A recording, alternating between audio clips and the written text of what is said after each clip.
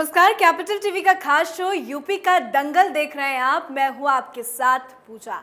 आज यूपी के दंगल में बात करेंगे 3 बड़ी खबरों की। पहली, यूपी फतह को लेकर बीजेपी का सुपर प्लान, 100 दिन 100 प्रोग्राम का पूरा एजेंडा। तो वहीं दूसरी खबर, सपा के विजय रथ की चुनावी दौड़ की स्पीड की। तो वहीं तीसरी बड़ी खबर, लखीमपुर हिंसा पर मचे बवाल, धर्म की राजनीति की। और इस दंगल पर चर्चा के लिए हमारे साथ स्टूडियो में मौजूद हैं कैपिटल टीवी के editor in chief doctor Manish Kumar. Doctor साहब, बहुत बहुत स्वागत है। धन्यवाद। डॉक्टर साहब, 100 दिन 100 प्रोग्राम, क्या कुछ है ये बीजेपी का मेगा प्लान? क्या इस मेगा प्लान के सहारे बीजेपी जीत को फतह कर लेगी? देखिए, ये सारी जो कवायद अभी चल रही है, ये 2-3 चीज़ों को लेकर के है। भारतीय जनता पार्टी सरकार में थी और पिछले 1 साल से ही अपने संगठन में बदलाव, संगठन के स्ट्रक्चर की सुदृढ़ता को बाकायदा मजबूत करना। तीसरा, हर गांव में लोगों को खड़ा करना, ये काम ये लोग कर चुके हैं। ये चुनाव के प्रिपरेशन का सबसे अहम पहलू है कि आपका संगठन ज़मीन पे कितनी गहराई तक उतरा हुआ है और अब कहाँ कहाँ मौजूद है।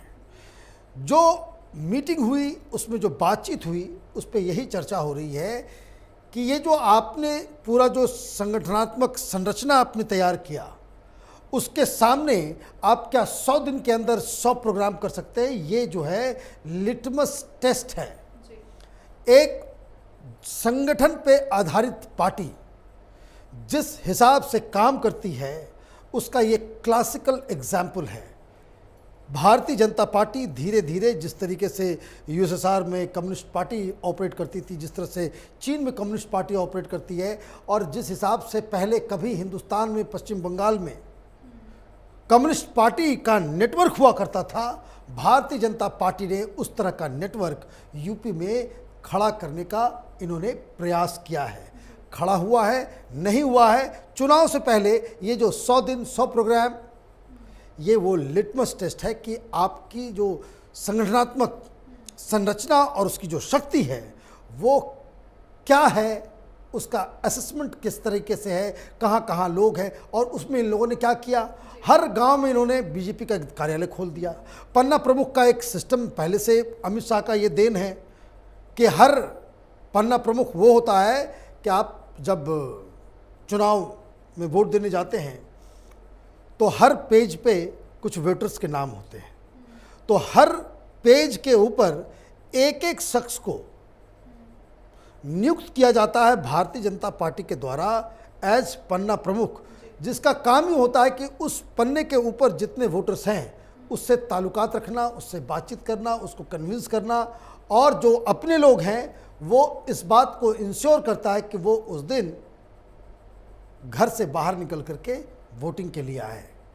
अब ये सारे जो संगठनात्मक जो संरचना और ये सारी चीज़ों को तैयार करने की जो कोशिश जो पहले से हो रही थी वो हो चुका। अब मुद्दों और संगठन की शक्ति की टेस्टिंग की बारी है। इसलिए ये जो 100 दिन 100 प्रोग्राम की जो परिकल्पना की गई है, जो एजेंडा लाया गया है, ये भारतीय जनता पार्टी को चुनाव में अचानक से एक अजब किस्म की ऊर्जा देने वाला है, क्योंकि आप इसमें रोड शो भी कर रहे हो, आप हर जगह हर जाति का जो है वो सम्मेलन भी कर रहे हो, ब्राह्मणों को लुभाने के लिए भी सम्मेलन कर रहे हो, और आप वैश्य को भी, ओबीसीज को भी लुभाने के लिए एक पूरा का पूरा इसको कह सकते हैं कि संगठन को इसको रिचार्ज करने का A to Z प्लान है, जिसमें हर जाति के लोग, हर वर्ग के लोग इसमें अपने आप को भारतीय जनता पार्टी से जुड़ा हुआ महसूस करें।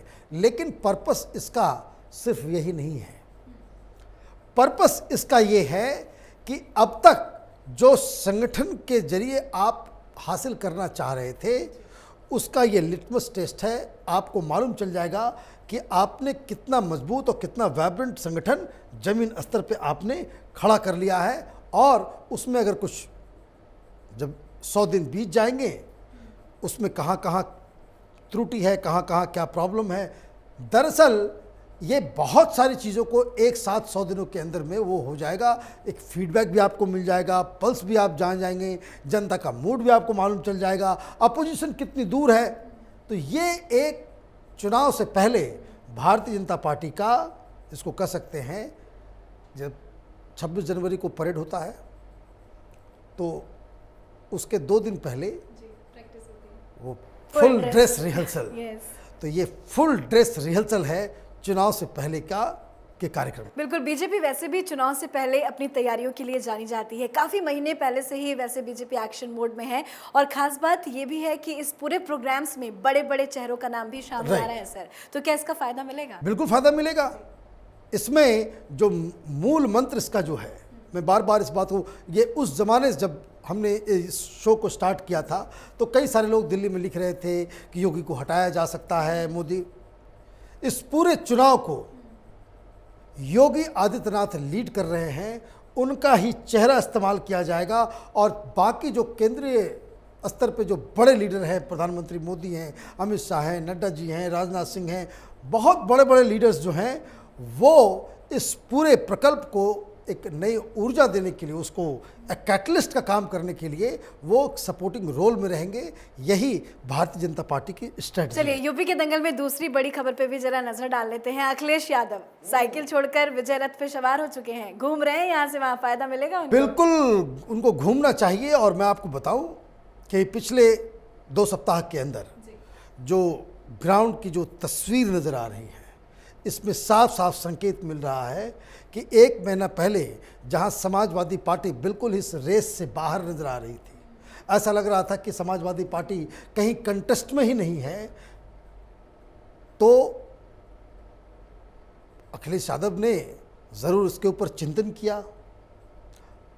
पिछले 2 महीने से इसी कार्यक्रम में हम लोग इस बात को कह रहे हैं कि अब तक उनका विजय रथ या रथ यात्रा निकला क्यों नहीं है बार बार। क्योंकि पिछली बार जब वो मुख्यमंत्री बने थे तो चेहरा तो उस पूरे कैंपेन का मुलायम सिंह यादव थे, लेकिन इन्होंने पूरे साल भर इन्होंने पूरे प्रांत की जो है उन्होंने वो रथ यात्रा की थी, और जिससे पूरा ऑर्गेनाइजेशन गल्वनाइज हो गया था।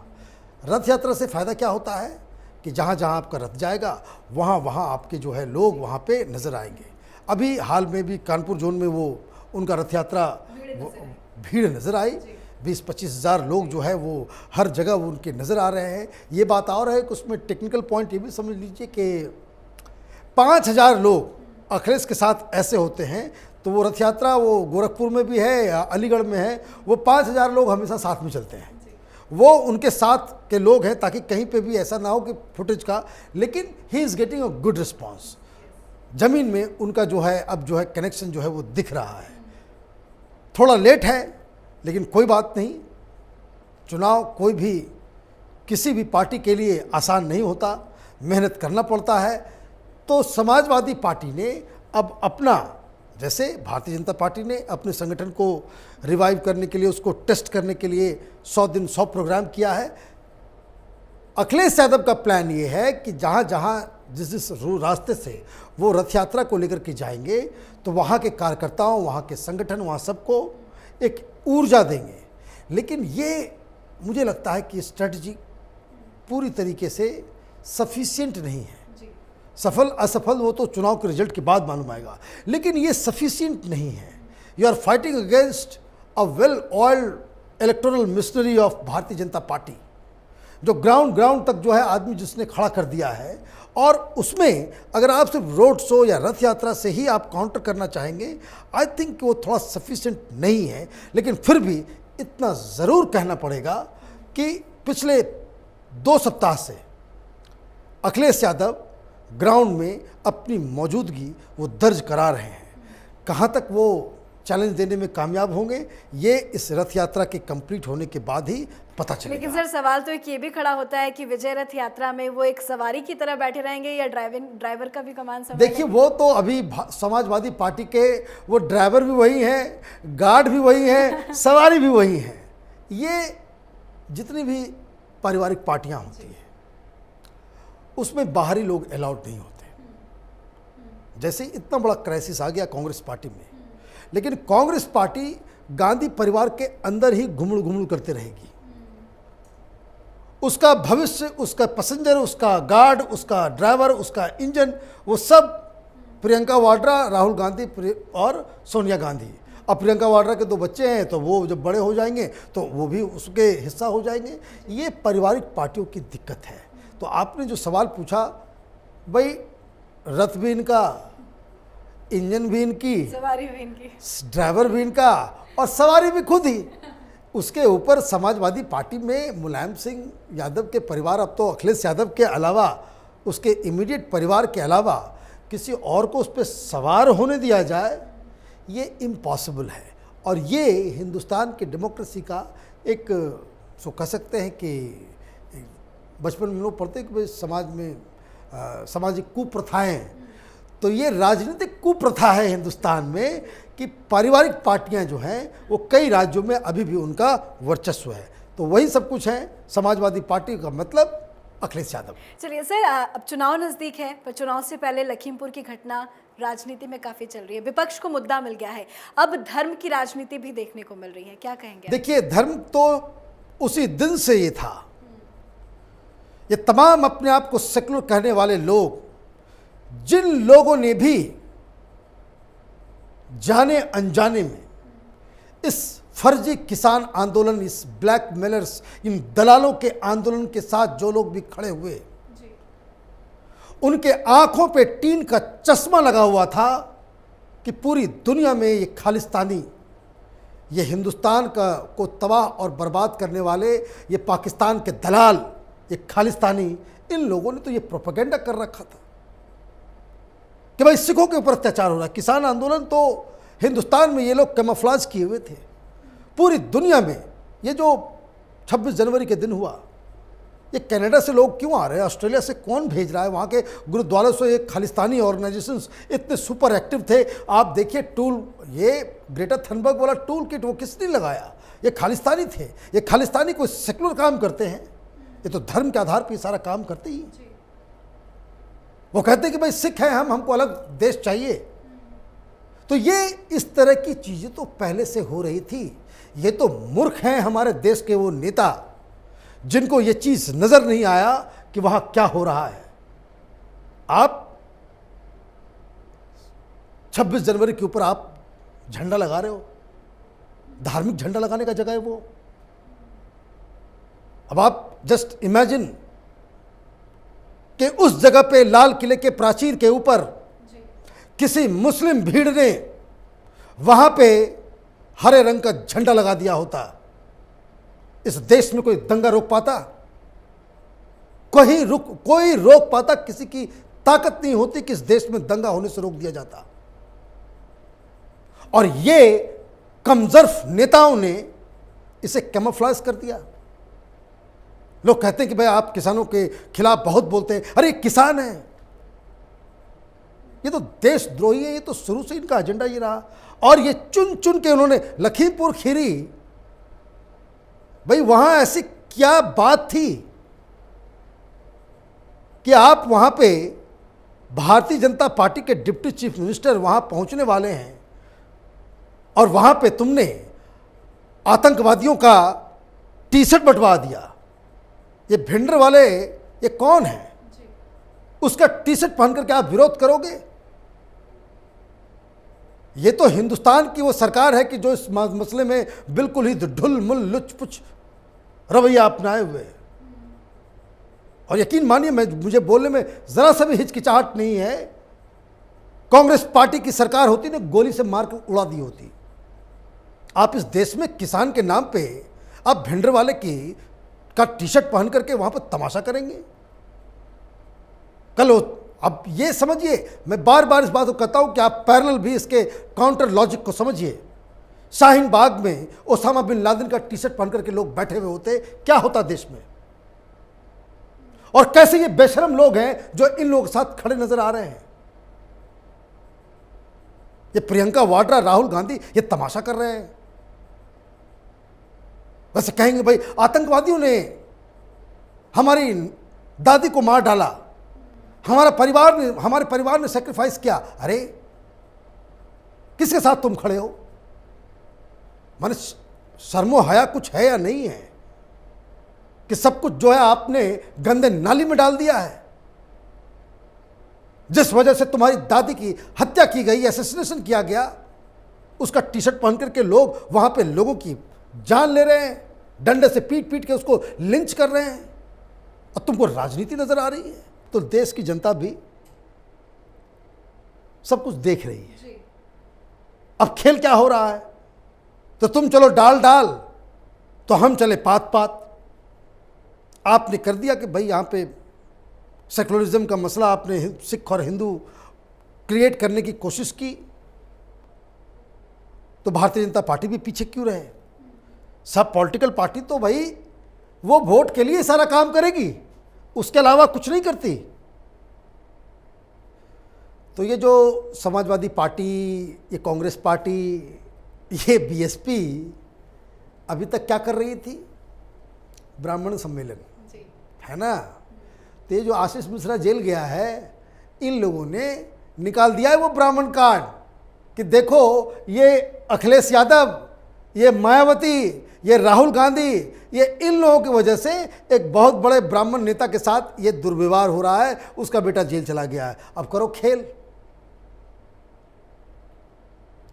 होता क्या है, नेता अगर कोल्हू का बैल बन जाए, कोल्हू का बैल का मतलब ये होता है वो एक ही जगह घूमता रहता है, उसको उसकी दृष्टि दूर नहीं जाती है ना।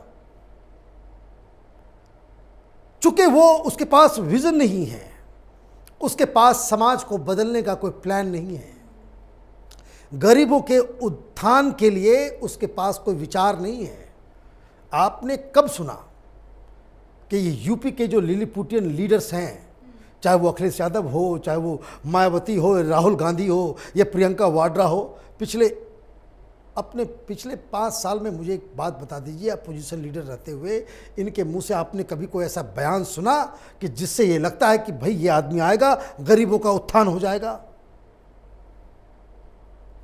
तो दूरदृष्टि जिसको नहीं होती है और पारिवारिक पार्टी आप चलाते हैं, बाय डिफॉल्ट आप अपोजिशन में हैं, तो आप इसी तरह से गटर पॉलिटिक्स करते हैं, धर्म, जाति, ये वो, तो वही चीज़ हो रहा है। तो लखीमपुर के ऊपर तो मैं इस किसान आंदोलन का विरोधी शुरू से रहा हूँ, क्योंकि मैं इस क्लियर कट इस चीज़ को जानता हूँ।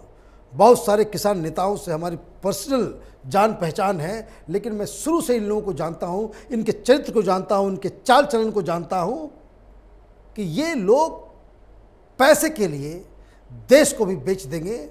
एक किसान और किसान संगठन क्या है, तो वही चीज़ हो रहा है। अब देखिए आगे क्या होता है इसमें। सियासी राजनीति को समझाने के लिए बहुत बहुत शुक्रिया, धन्यवाद। तो चुनाव नजदीक है और इस दंगल की रेस में सब कूद पड़े हैं। यूपी चुनाव 2022 में फतह हासिल करने के लिए बीजेपी ने बड़ा प्लान बनाया है, जिसमें 100 दिनों में 100 प्रोग्राम किए जाएंगे। बड़े चेहरे जी जान लगाकर चुनाव प्रचार करेंगे, तो वहीं कांग्रेस विजय रथ पर सवार होकर सपा की विजय की कामना कर रहे हैं। तो देखने वाली बात होगी किसकी होगी जीत और किसके हाथ लगेगी हार की निराशा। जो जीतेगा प्रदेश, उसी का तो होगा पूरा देश। यूपी चुनाव से जुड़ी हर बड़ी अपडेट के लिए देखते रहिए यूपी का दंगल। नमस्कार।